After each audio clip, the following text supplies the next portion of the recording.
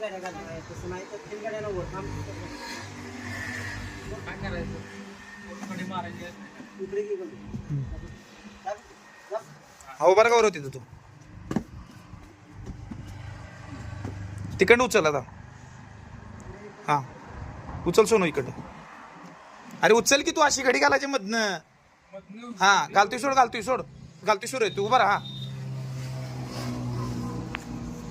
उभा राहा तिघ जण सोडा बघूया आता थोडा उठू का?